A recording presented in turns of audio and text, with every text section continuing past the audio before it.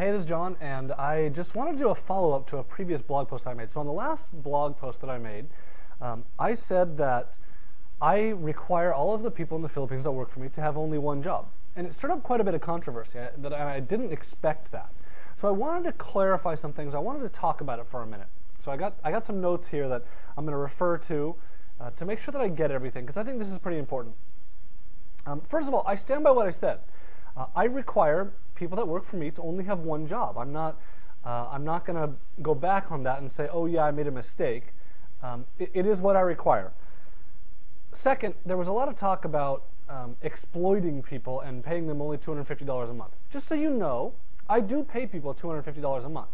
I don't pay them that often for very long. I raise their wages. However, I do have someone that I've paid that for quite a long time. And I will tell you that I pay typically according to performance. Also, just so you know, pay is different in different parts of the country. So, I got some comments on there from Filipinos saying that this is way too little, or companies are paying 20,000 pesos a month for new graduates, and that's just not true in most of the Philippines. If you're in Makati, that's probably true. If you're in Davao, that's not true. They're not paying 20,000 pesos a month for new graduates. Different parts of the Philippines are very different in their wages, and as you are looking for people to hire, or as you're a Filipino looking to be employed, maybe you go do some research on this and see that in different parts of the Philippines it costs different to live, and there are vast differences in the cost of living and in salaries and in what's expected as a salary. So something just to be aware of, that different people are going to ask for different amounts of money. Also, just so you know, because you're in Manila and it costs more to live there and people pay more, does not mean you're doing a better job of work than someone in Mindanao or in Panay or in Palawan. I have a couple people on Mindanao who do amazing work, and it's just as good as the people I have who are in the Manila area. So just because you're in Manila doesn't mean that your work justifies a higher pay scale. Maybe the cost of living requires it, and that's totally fine, and I'm totally fine with that. But it doesn't mean that everyone in the Philippines requires that, because that's not the case. Also, just so you know, I have people in Mindanao who make pretty good money, and that's because they do pretty dang good work.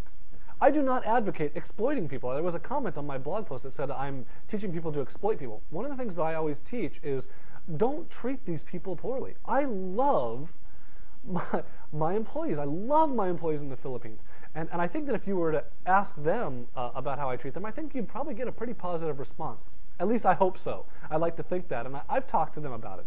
So I always teach people to treat their employees well. And yes, I consider them employees, not contractors.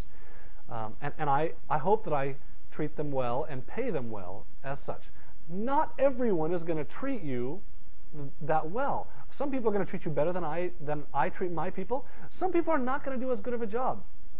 You just kind of need to be aware of that. If you're a Filipino looking for work, you got to be aware of that. Also, if you're an American hiring Filipinos, it's super important to be aware of this. You've got to try and treat people well. Life is not always easy in the Philippines. Well, okay, life is hard in the Philippines.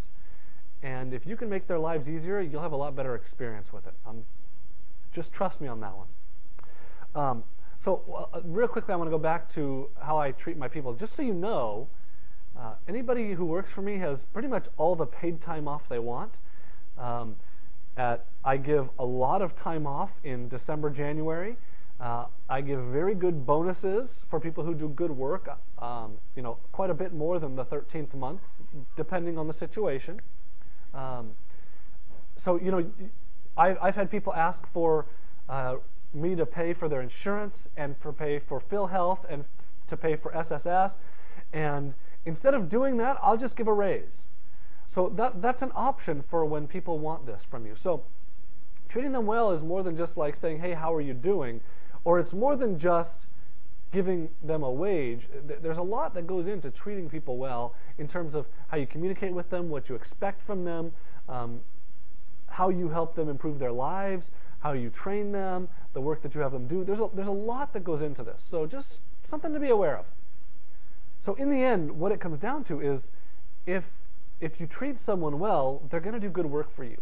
And having them have only one job isn't that difficult if you treat them well and you explain this up front. You know, I have had people that had two jobs and we had to talk about it. And so it's something that you just need to be aware of. I still stand by what I said at having one job, treat them well so they can live well, and you can have an amazing experience. I hope this is helpful.